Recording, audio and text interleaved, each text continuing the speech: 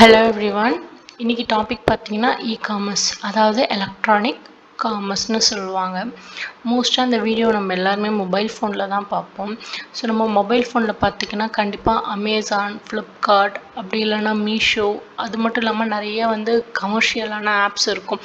நமக்கு தேவையானது எல்லாத்தையுமே இருக்க இடத்துல இருந்தே நம்ம இன்டர்நெட்டை யூஸ் பண்ணி நம்மளோட எலக்ட்ரானிக் கேட்ஜெட்டான மொபைலையோ இல்லை லேப்டாப், டேப் அது மாதிரியான விஷயங்களை யூஸ் பண்ணி நம்மளால் பர்ச்சேஸ் பண்ணிக்க முடியும். நமக்கு தேவையான பொருளை பர்ச்சேஸ் பண்ணிக்கலாம். அதே நேரத்தில் பார்த்திங்கன்னா நிறைய ஆப்ஷன்ஸ் இருக்கும்.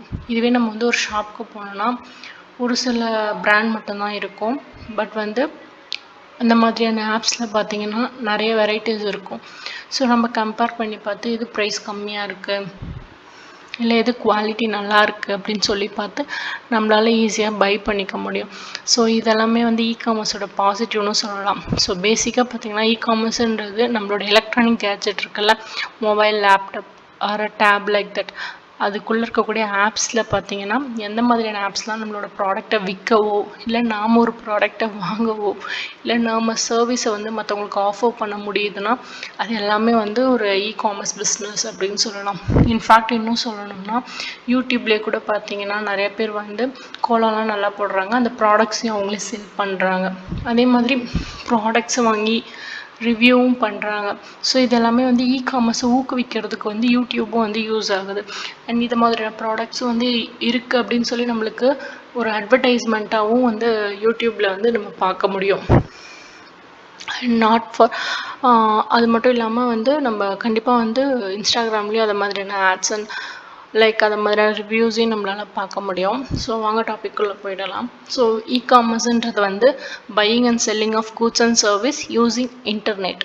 ஓகேங்களா, இது ஒரு கீவேர்ட் தான் நான் அண்டர்லைன் பண்ணியிருக்கேன். ஆக்சுவலாக இந்த டாபிக் உங்களுக்கு ஒரு எக்ஸாமில் கேட்குறாங்கன்னா கண்டிப்பாக நீங்கள் ஒரு 15 மார்க் ஸ்ட்ரக்சர் எப்படி எழுதணுமோ அது மாதிரியான ஒரு ஸ்ட்ரக்சரில் தான் இந்த கொஷினே ரெடி பண்ணியிருக்கேன்.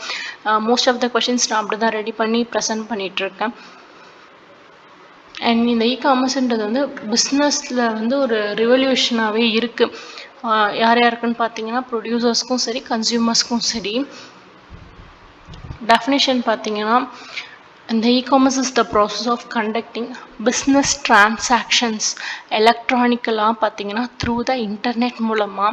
இதில் என்னென்ன மாதிரியான ஆக்டிவிட்டிஸ் இன்வால்வ் ஆகுதுன்னா online shopping, electronic payments, internet banking, online ticket booking. இது எல்லாமே ஒரு மொபைல் ஃபோன், ஒரு இன்டர்நெட் இருந்தாலே நம்மளால் பண்ண முடியுது. கண்டிப்பாக இது எல்லாத்துக்குமே மணின்றது தேவைப்படும். ஸோ மணியுமே நம்ம டிரான்சாக்ஷன் பண்ணிக்கிறோம். ஜிபே, ஃபோன்பே அது மாதிரியான ஆப்ஸ் இல்லாமல் இப்போ நம்மள்ட்ட மொபைல் இல்லை. பிகாஸ் நம்மளோட இந்தியா இப்போ டிஜிட்டல் இந்தியாவாக மாறிட்டுருக்கு. நெக்ஸ்ட் பார்த்திங்கன்னா அப்ஜெக்டிவ் பார்த்திங்கன்னா இ-காமர்ஸோட அப்ஜெக்டிவ் ஸோ பையருக்கும் சரி செல்லருக்கும் சரி கன்வீனியன்ட்டாகவும் ஆக்சிபிலிட்டியாகவும் இருக்கணும். ஸோ இப்போ ஒரு எக்ஸாம்பிளுக்கு சொல்லணும்னா ஒரு திருநெல்வேலியில் ஃபேமஸான ஒரு விஷயம் இருக்குதுன்னு வச்சுக்கோங்களேன். இப்போ விழுப்புரத்துலேருந்து வாங்கணுன்னா நான் இங்கேருந்து போய் திருநெல்வேலி போய் தான் வாங்குற மாதிரி இருக்கும். இல்லைனா திருநெல்வேலியிலேருந்து அவங்க எடுத்துகிட்டு கொடுக்குற மாதிரி, இல்லை சேல் பண்ணுற மாதிரி அவங்க சேல் பண்ணணும். ஒரு ஷாப் வைக்கணும், டிரான்சாக்ஷன், டிரான்ஸ்போர்ட், அது மாதிரி நிறைய விஷயம் இருக்கும். பட் இதில் இ-காமர்ஸ் பார்த்திங்கன்னா அவங்க ரெடி பண்ணுற ப்ராடக்ட்டை நான் மொபைலில் பார்த்து ஆர்டர் போட்டேன்னா ஒரு 1 or 2 டேஸ்க்குள்ளே எனக்கு ஈஸியாக வந்துடும்.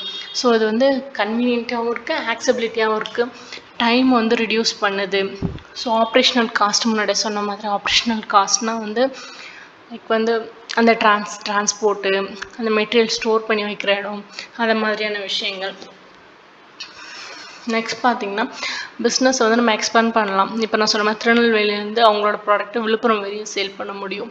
இதுவே பார்த்திங்கன்னா இந்தியாவிலேருந்து நம்ம யூஎஸ் இல்லைன்னா ஜெனிவா அது மாதிரி நிறைய கண்ட்ரிஸ்க்கு நம்மளால் சேல் பண்ண முடியும். நம்மளோட ப்ராடக்ட் குளோபலைசேஷன் பண்ண முடியும். அண்ட் பர்சனலைஸ்டாகவும் இருக்கும். இந்த ப்ராடக்ட் நான் வாங்குறேன்னா அது எனக்கு மட்டும் தெரிஞ்ச மாதிரி ரொம்ப பர்சனலைஸ்டான ஒரு எக்ஸ்பீரியன்ஸ் கொடுக்கும். அண்ட் சேல்ஸுமே இன்க்ரீஸ் ஆகும் இந்த டிஜிட்டல் சேனல்ஸ் மூலமாக. நெக்ஸ்ட் டைப்ஸ் ஆஃப் இ-காமர்ஸ் பார்த்திங்கன்னா B2Bனா ஒரு பிஸ்னஸ் மேனும் இன்னொரு பிஸ்னஸ் மேனுமே டிரான்சாக்ஷன் பண்ணிக்கிறாங்கன்னா அது B2B. ஒரு எக்ஸாம்பிள் சொல்லணும்னா அலிபாபா சொல்லலாம். நெக்ஸ்ட் B2Cன்னு பார்த்திங்கன்னா பிஸ்னஸ் டு கன்சியூமர்ஸ். ஸோ பிஸ்னஸர்ஸ் கன்சியூமருக்கு நேரடியாக அவங்களோட ப்ராடக்ட்ஸை செல் பண்ணுறது. So business sell to individual consumers like Amazon, Flipkart இந்தியாவிலே பெரிய ஒரு B2C நெட்வொர்க்னு சொல்லிக்கலாம். நெக்ஸ்ட்டு C2C பார்த்தீங்கன்னா கன்சியூமர் டு கன்சியூமர். லைக் வந்து இப்போ ஓலக்ஸ் அதெல்லாம் வந்து நம்ம யூஸ் பண்ண ஒரு ப்ராடக்ட்டே நம்மளுக்கு இப்போதைக்கு தேவையில்லை அப்படின்னும்போது செகண்ட் ஹேண்டாக நம்ம விற்றுக்கலாம். ஸோ ஒரு கன்சியூமரே டேரெக்டாக செல் பண்ண முடியும் இன்னொரு கன்சியூமருக்கு. நெக்ஸ்ட்டு C2B பார்த்தீங்கன்னா office product or services to business. Like வந்து இங்கே வந்து ஃப்ரீலான்சர் கொடுத்துருக்காங்க. ஸோ நம்மளுக்கு புரிகிற மாதிரி ஒரு எக்ஸாம்பிள்னா இப்போ வந்து நம்மளாம் கன்சியூமராக இருப்போம். ஒரு சோப் கம்பெனியோட கன்சியூமராக இருக்கோம்னா அந்த சோப் கம்பெனி வச்சுருக்க பிஸ்னஸருக்கு வந்து நம்மளோட லேண்டு தேவைப்படலாம். சரிங்களா? ஸோ நம்ம லேண்ட் அவங்களுக்கு நம்ம வந்து ஒரு ரெண்ட்டுக்கு விட்டோம்னா அதான் நம்ம வந்து அவங்களுக்கு ஒரு ப்ராடக்ட் ஒரு சர்வீஸை கொடுக்குற மாதிரி தானே அது. ஸோ அதான் வந்து C2B. நெக்ஸ்ட் பார்த்தீங்கன்னா B2C businesses to government. So business பண்ணுறவங்களும் கூட்ஸ் அண்ட் சர்வீசஸை வந்து கவர்மெண்ட்க்கு வந்து கொடுப்பாங்க. அதுக்கு ஒரு எக்ஸாம்பிள் பார்த்தீங்கன்னா கவர்மெண்ட்டோட இ-மார்க்கெட் GEMனு சொல்லுவாங்க அந்த இ-மார்க்கெட் பிளேஸை. நெக்ஸ்ட்டு ஃபீச்சர்ஸ் ஆஃப் இ-காமர்ஸ் பார்த்தீங்கன்னா 24/7 ஹவர்ஸ் நம்ம வந்து ஆக்சபிலிட்டியாகவே இருக்கலாம். குளோபலி ரீச் பண்ண முடியும் நம்மளோட ப்ராடக்ட்ஸை.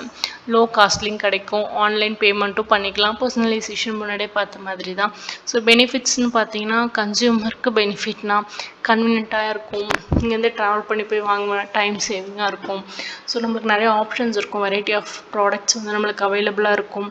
அண்ட் ஈஸியாக கம்பேர் பண்ணி வாங்கிக்கலாம். ப்ரைஸு ரிவ்யூஸ் பார்த்து வாங்கிக்கலாம். அண்ட் ஹோம் டெலிவரியுமே நம்மளுக்கு கண்டிப்பாக இருக்கும். ஸோ பிஸ்னஸஸ்க்கு பார்த்திங்கன்னா நிறைய வந்து கஸ்டமர்ஸ் வந்து கிடைப்பாங்க.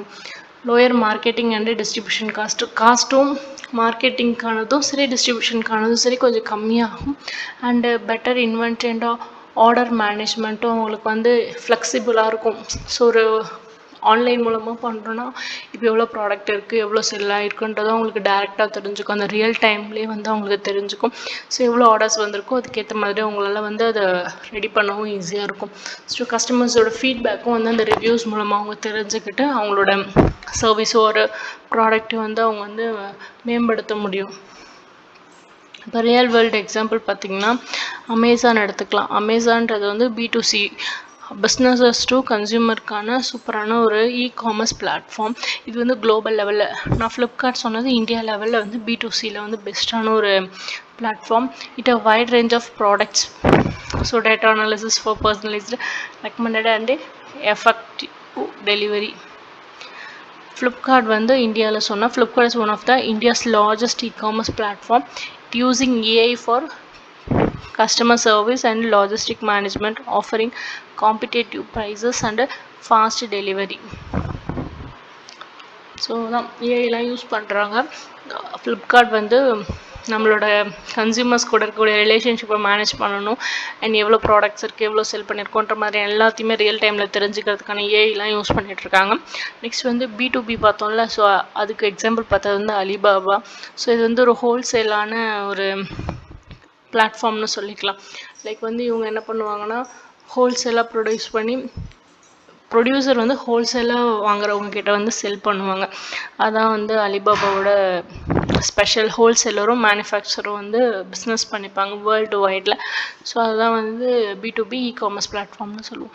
ஸோ என்ன மாதிரி டெக்னாலஜிஸ் வந்து யூஸ் பண்ணுறாங்க அப்படின்னு பார்த்தீங்கன்னா websites, mobile app, next payment gateways, database management.